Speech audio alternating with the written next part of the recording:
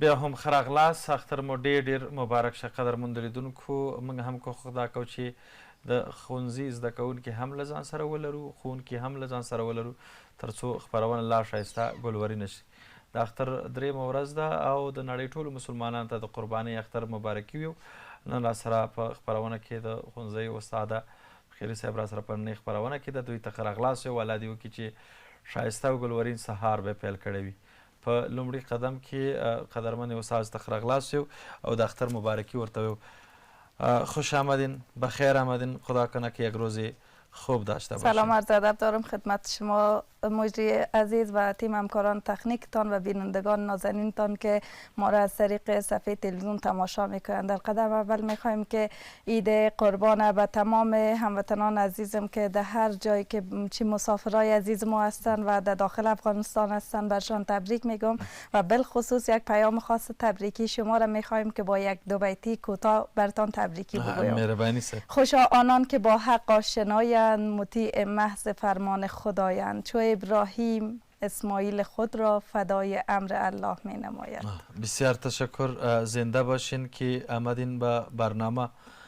اولی دومی کله چې موږ تاسو خويندې په کورونو کې اخترو ته هم ډیر زیات خوشاله کیږي.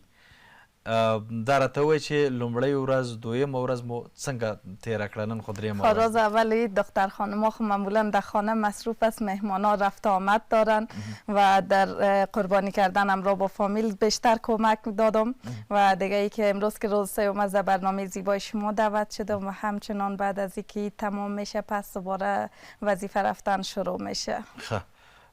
خوشحاله اوسئ، آباد اوسئ. ډیری چې په اخترونو کې خویندې نکري زیږدي نو اختر هم د ګلالیو ماشومانو وي هم د خویندو وي.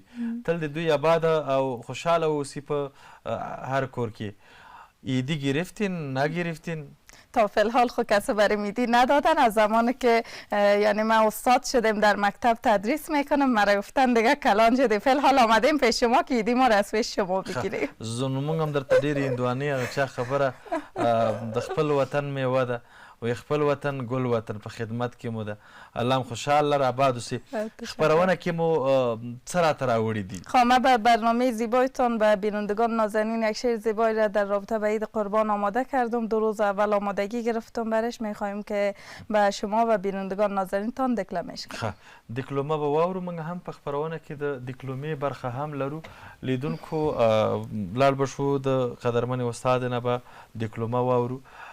موږ هم کو خدا کو چې بیلابیل شاعران هم په خپرونه کې ولرو تر څو خپرونه ښایسته شي. مهرباني. ای عزیزان به شما هدیه ز یزدان آمد، ای عزیزان به شما هدیه ز یزدان آمد، عید فرخنده نورانی قربان آمد. حاجیان سعی شما به حقیقت مقبول، رحمت واسعه حضرت سبحان آمد. عید قربان به حقیقت ز خداوند کریم، آفتابی به شب ظلمت انسان آمد. جمله دلها چو کویری است پر از فضل آتش، بر کویر دل ما نعمت باران آمد. خاک میسوخت در اندوه آتش با حسرت، نقش در سینه این خاک گلستان آمد. امر شد تا که به قربانی اسماعیلش، آن خلیلی که پذیرفت از رحمان آمد. امتحان داد به خوبی به خدا ابراهیم، جای آن ذبح عظیمی که به قربان آمد. ای عزیزان به شما هدیه ز یزدان آمد، عید فرخنده قربانی آمد. ډیر ښکلی شعر مو ویو. خپله مو لیکلی؟ شعر یک مقدارش از خودم است و یک مقدارش از بعضی کتابا تقلید کردیم و روی از این کار میکنم که فعلا که ما در برنامه قبلی یادآور شدم یک چینل یوتیوب دارم در رابطه به اشعار مختلف دکلمه میکنم. اشعار حماسی، اشعار عاشقانه، عارفانه، هر قسم اشعار. مدت 4 سال میشه که روی دکلمه کار میکنم. څومره راحت دکلمه کې؟ چقدر راحت هستین؟ خب زیاد راحت هستم و بیشتر روی صدایم کار میکنم که یعنی حنجریم باید زیبا شود. مثلا چیزهایی که به صحت مخصوصا به حنجره من مضر است، شیرینی، باب، تندی چیزها را زیادتر استفاده نمی کنم و زیادتر که بعضی همکارا و دوستای ما که میگن که صدای چه قسم، یعنی کوشش میکنی که صدای زیبا و رسا شوه. یعنی ما میخوایم که به دوستان ایره یادآور شوم که بیشتر اگر میتونن از آب جوش استفاده کنن تا اینکه صدای رسا داشته باشن. بل کومه دیپلمه لري چې راته وې په خپرونه کې که نه هم یک شعر زیبا بود که آمادگی گرفته بودم روش. انشالله در برنامه های بعد باز به بینندگان عزیزتان بیشتر دکلمه خواهد داشتم. خپل پاشپزۍ کې څنګه دا راته هم ووایه. اوس خو اختر دی، د قربانۍ اختر ده، نو که په دې را سره هم وغږېږي خویندې خو په اشپزۍ کې هم ډېرې تکړه وي.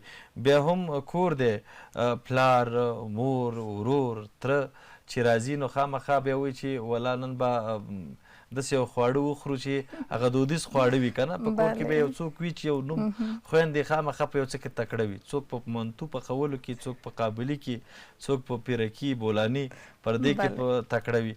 تاسو خپله څه شی ښه پخولی شئ؟ خیلی من بیشتر در آشک پختن زیاد تکل هستم که وقتی که پخته میکنم زیاد دوستا تعریفشون میکنن، بالخصوص پدرجانم. بس مشران د کور تل آباد او خوشحاله اوسي. د خیره چیرته به د خیره د خپل فامیل سره لله والحمد امن ده، سوله ده، د خپل فامیل سره، پلار او مور سره، د ورونو سره چیرته به د خیر په چکر ځئ که نه؟ بله انشالله. البته ای که بعد از امتحانات 4 نیمه‌ی مکاتب که تمام شود، به خاطر که امروز که روز سوم است، فردا بخیر روز 4 ما پس دوباره وظیفه رفتن شروع میشه و بعد از اینکه تمام شود امتحانات 4 نیمه‌ی شاگردا شروع میشه. انشالله بعد از امتحانات 4 نیمه باز خواهد چکر رفتم.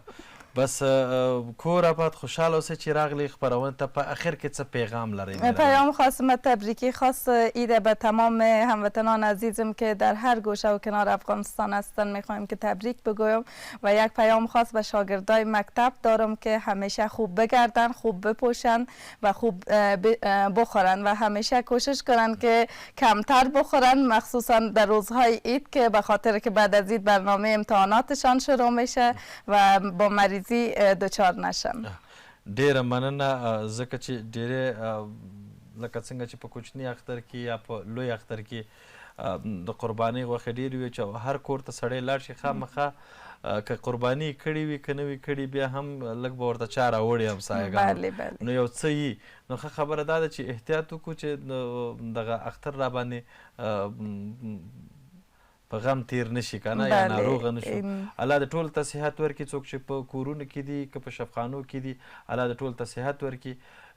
ځکه چې موږ او تاسو هم دعاګانې به دا کوو چې ناروغان که موږ او تاسو شفخانو ته لاړ شو، هغوی د دې په ارمان وي چې 1 ساعت لپاره روغ وی چې ګرځېدلی وي. نو روغ صحت پاچاهي ده. ډېره مننه. کور آباد خوشحاله اوسئ چې راغلی خپرونې ته. بسیار تشکر در برنامه زیبایتان. ډېره مننه. اختر مو بیا هم ډېر ډېر مبارک شه. قدرمندو لیدونکو، زو لنډ شان دمې ته دمې نه بعد خپرونه مه هېروئ، موږ سره پاتې شئ. بیا هم د نړۍ ټولو مسلمانانو ته د لوی اختر مبارکي وي.